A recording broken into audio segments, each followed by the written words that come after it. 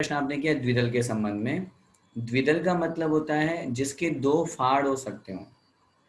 द्विदल, दो दलहन जिसको अपन कहते हैं, दालें जितनी भी है, चाहे वो मूंग की हो, चाहे उड़द की हो, चाहे चने की हो, चाहे कोई सी भी हो, उन दालों के साथ में दालों से बनी हुई दाल हो, या फिर बेसन बना दिया, उसका आटा हमने कर लिया, उससे हमने कोई मंगोड़ी बना दी, कोई पकौड़ी बना दी, कोई पूड़ी बना दी, या कुछ भी, और उसके साथ में दही का मिक्सअप हो, दही का, छाछ का या मट्ठे का, उसको यदि हम उपयोग करते हैं, प्रयोग करते हैं, तो हमारे मुख की लार के संयोग से उनमें त्रिजीवों की उत्पत्ति हो जाती है।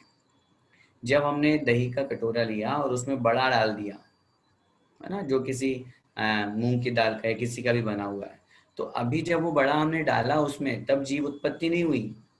लेकिन जैसे ही हमने उसको मुंह में रखा, तो मुंह की लार के संयोग से मुंह में अंदर ही अंदर त्रिजीवों की उत्पत्ति हो गई, और उनकी हिंसा का हमको मांस भक्षण का वहां पर दोष कहा गया आचार्यों ने। इसका अगर आपको प्रैक्टिकल करना हो तो आप ट्राई कर सकते हैं। आप एक कटोरे में दही लीजिए, उसमें बड़ा डालिए, या फिर छाछ की कड़ी बना लीजिए, या फिर जो भी अपन, कुल मिलाकर के बात यही है कि बेसन वो वाला, दाल वाला, और उसके साथ में कोई ना कोई दही का संयोग कीजिए, और उसमें आप थूक दीजिए।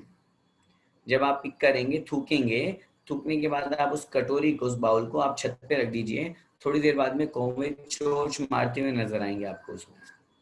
और इसी तरह एक सिंपल बाउल आप लीजिए जिसमें आप थूकना नहीं है, आपको सिर्फ दही और बड़ा या ऐसा संयोग वाला कोई पदार्थ दूसरी कटोरी में रख दीजिए। आप देखेंगे दोनों बाउल में से, दोनों कटोरे में से कौवा उसमें चोंच मारेगा जिसमें आपने थूका था।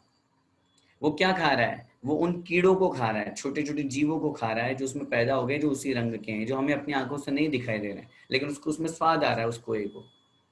तो ये प्रयोग किया जा चुका है, वैज्ञानिकों के द्वारा भी बहुत स्पष्ट हो चुका है। प्रेजेंट में साइंस भी इस बात को प्रूव करती है कि हाँ, अगर हम द्विदल का उपयोग करते हैं तो हमारे मुख में जीवोत्पत्ति, कीटाणु, जेम्स उनके यहाँ कहा गया उन्होंने, वो उत्पन्न होते हैं, और उससे हमको त्रिजीवों की हिंसा का दोष लगता है। और मैं एक निवेदन ये और करना चाहूंगा, दही के बारे में कुछ लोगों की ऐसी मान्यता है कि वो कच्चे दूध, पके दूध के आपस में एक विवाद उत्पन्न करते हैं कि कच्चे दूध का है, पके दूध का नहीं, पके दूध का है, कच्चे दूध का नहीं। मैं निवेदन करना चाहूंगा, कच्चे दूध की मर्यादा तो हमारे यहाँ वैसे ही 48 मिनट कही गई है। अगर हम कच्चे दूध का दही जमाएंगे तो वो तो वैसे ही अभक्ष्य है, खाने योग्य नहीं है। अब पके दूध के लिए आप कहते हो कि कच्चे दूध में ये ग्रहण किया गया है, पके दूध में तो आपत्ति नहीं है, ऐसा कहीं भी शास्त्रों में प्रमाण नहीं मिलता। अगर प्रमाण कच्चे दूध का मिलता है तो पके दूध का भी मिलता है। और मैं तो ये निवेदन करूंगा, चाहे दूध कैसा भी हो, कच्चा हो चाहे पका हो, दही हमारे सामने आया है, वो दही के साथ में अगर हम बेसन का या दाल रूप किसी का संयोग करते हैं, तो निश्चित रूप से चाहे वो दही कच्चे का हो चाहे पके का हो, कोई सही हो, उसमें पाप का दोष लगता है, त्रिजीवों की हिंसा का दोष लगता है।